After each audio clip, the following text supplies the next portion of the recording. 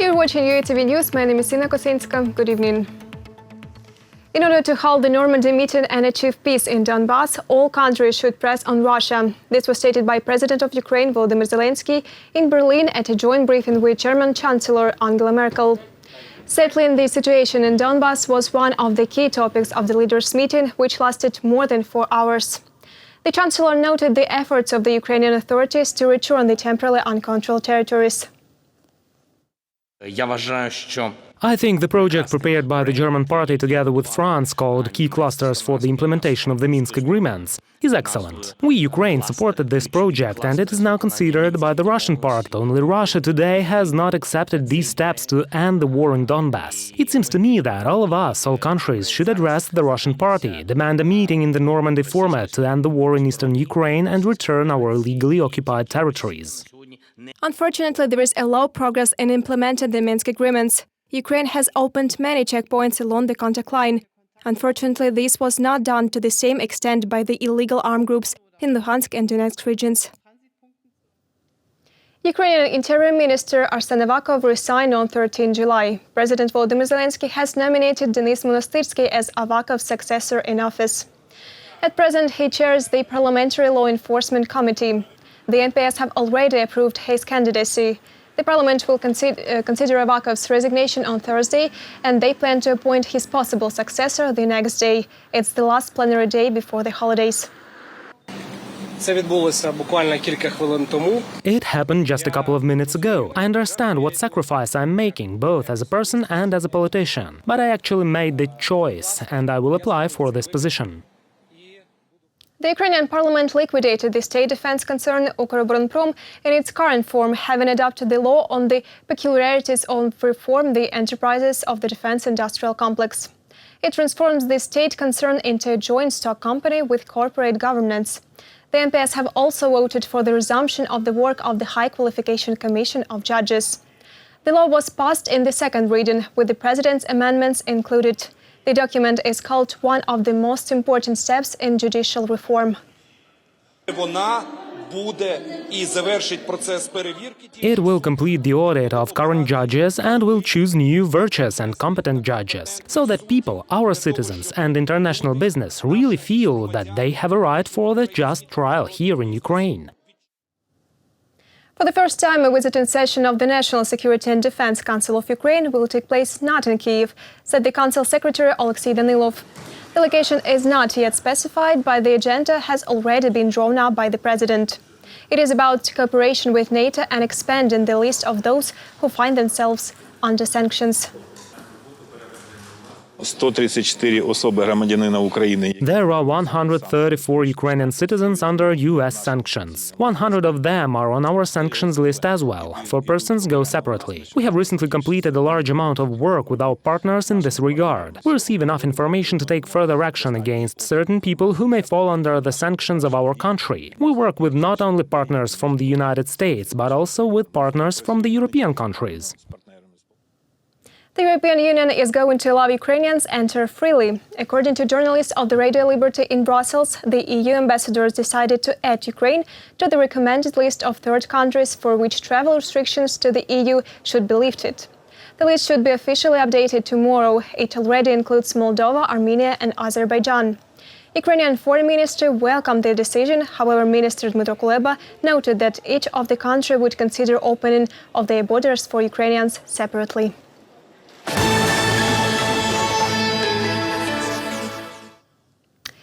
Ukraine and the European Union signed a memorandum on partnership. The contract concerns the supply of raw materials for the production of batteries.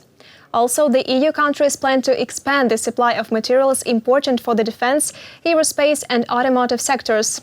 After the signing, Prime Minister of Ukraine Denis Shmyhal assured that the Ukrainian industry will become a serious partner for European companies.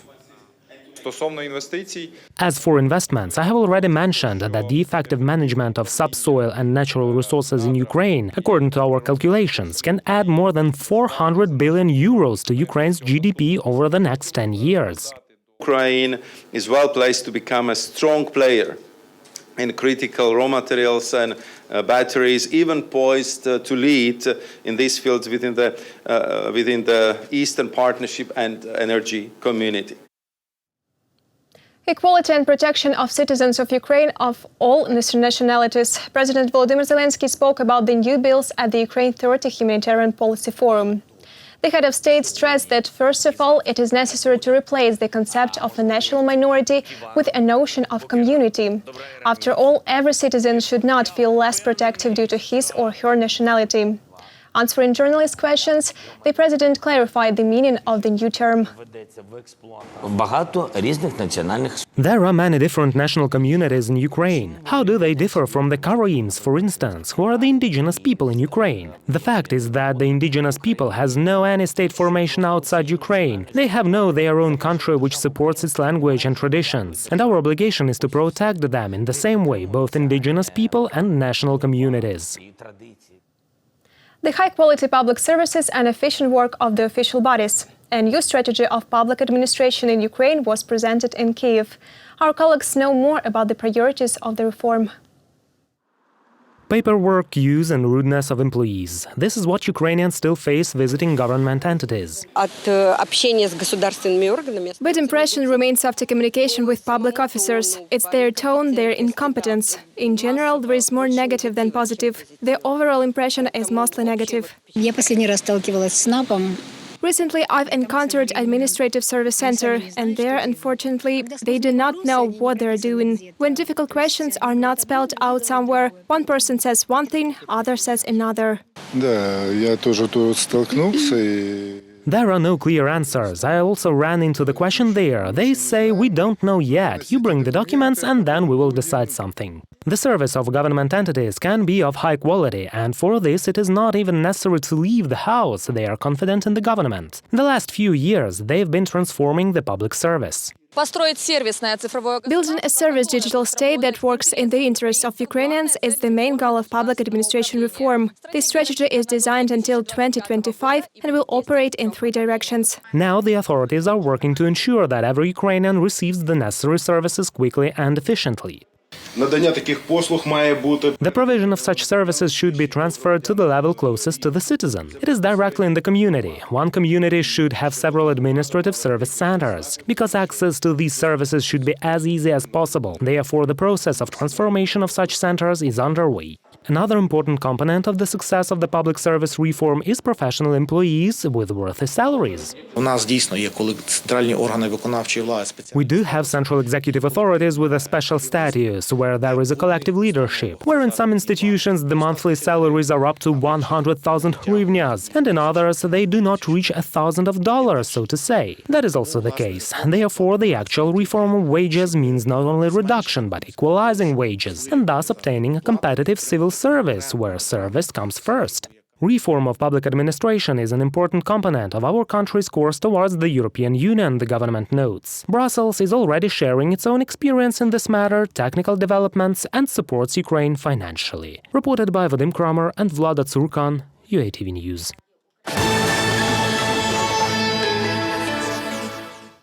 As of July 14, the number of people infected with COVID-19 has slightly increased in Ukraine. Over the past day, 547 new cases were recorded. The largest number is in Kyiv and the region, as well as in Odessa, Donetsk and Dnipropetrovsk regions. At the same time, more than 100,000 Ukrainians received the coronavirus vaccine over the past day. In total, over 3,600,000 people have been vaccinated against COVID-19 in Ukraine. Barrierfree Ukraine is for everyone. The large-scale action plan was discussed at the second Barrierfree meeting. It includes 250 initiatives in 6 areas. More details in the following story. The adoption of the strategy and the national plan developed for it is in fact the largest all-Ukrainian project in the sphere of barrierlessness, which has existed or exists today, because the previous steps did not lead to surprising results.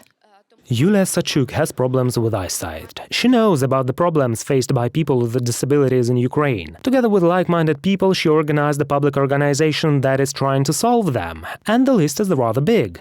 It's the lack of ramps, inability to get a quality education, lack of specialized services. The national strategy for creating a barrier-free space in Ukraine is designed to empower people with disabilities. The accessibility manual will help to understand the issue. This is a handbook in which we will talk about tolerant communication. That is how to address people correctly, how to write about people in an accessible language using clear examples. This primarily concerns journalists, how to show respect and not to offend. This can become a tool for civil servants, service representatives, journalists, business, in general, for everyone. Respect people with disabilities. To do this, the state has to create comfortable living conditions. The action plan until year 2022 will help in this.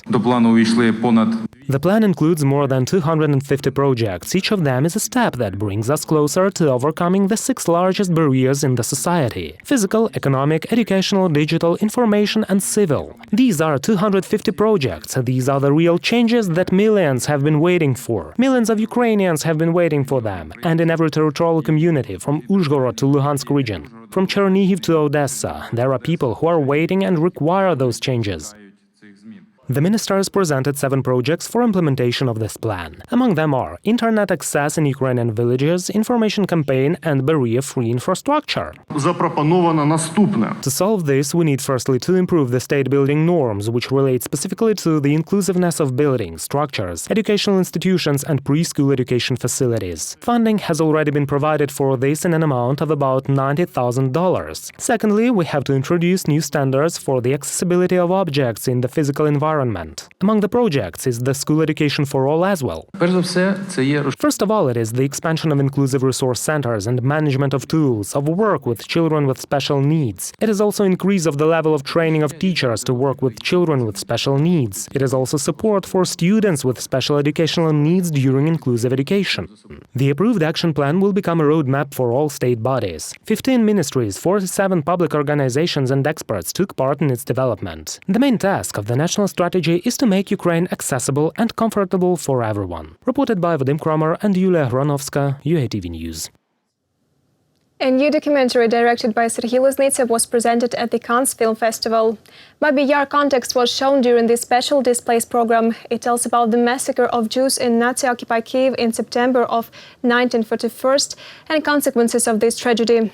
The movie uses materials from the archives of Ukraine, Russia and Germany, as well as from private collections. According to the director, some of the frames used in the film have not been seen even by historians specializing in Holocaust. Ukrainians will be able to see the movie in the fall during the events dedicated to the 80th anniversary of the Baby Yar tragedy.